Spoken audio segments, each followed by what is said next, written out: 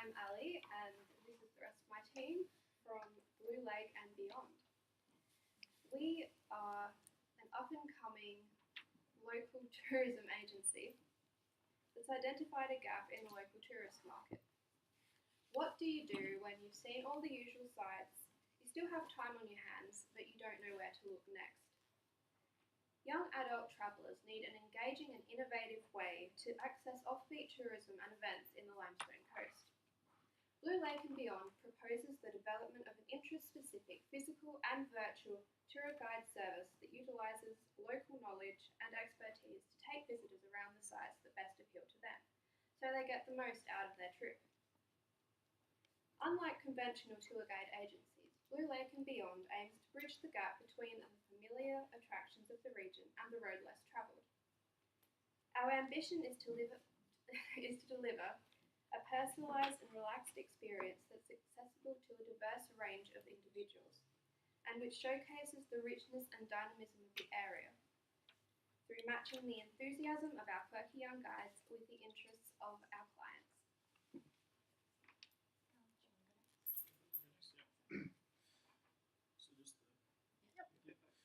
So hopefully our key partners will be obviously councils and the City of Mount Gambier, along with Limestone Coast Council.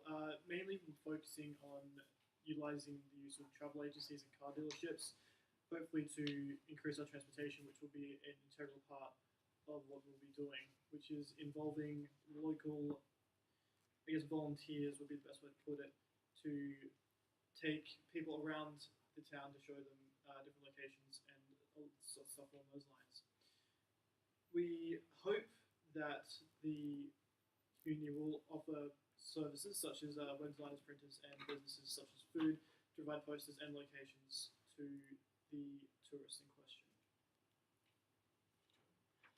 So some key activities that would be like steps to take to get this off the ground would be we have to be organising some kind of transport, so that's why we would be going to the car dealerships or even car hire places, because then that way the tourists will be able to have somewhere that they know hopefully has good cars to hire.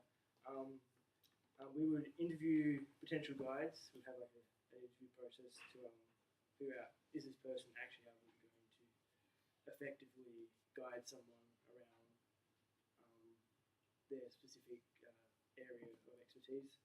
And in that interview process, we would have to make sure they've got all the right checks, and so the police checks, try and save stuff as they're taking your families around, all that kind of thing. We would also need to, we would try to organise with the council or one of our other partners about insurance and public liabilities. And we would also start setting up our advertising, doing an advertising campaign via social medias, probably set up a page, and go to the newspaper and that, and put signage up where you come into town, where there's all the signs about all the upcoming events. Would have a big sign about our thing to try and says like we offer different ways of looking at Mount Gambier. We will be getting volunteers to at the start for the employees, just because we're a non-profit, so we're just trying to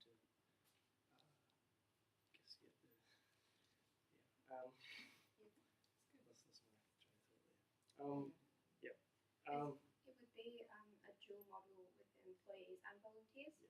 We aim to employ specialised individuals to take care of the day-to-day running of the business and use volunteers in particular for our more niche market interests, such as geology or art. Yeah.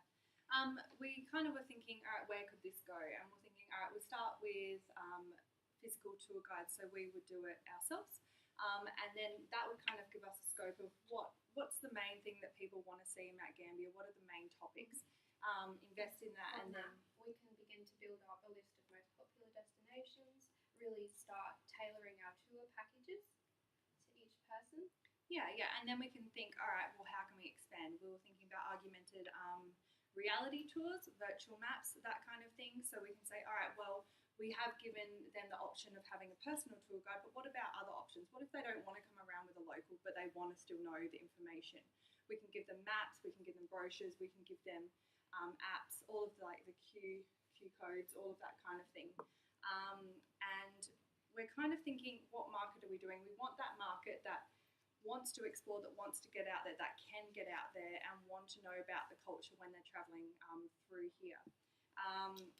And that's our most important customers, really. And we're also kind of creating it for the locals as well. So it gets the locals really inspired and motivated to show people, because we all love talking about where we live and what we like doing and everything. And I think that could really catch on, and then by word of mouth grow bigger. Yeah.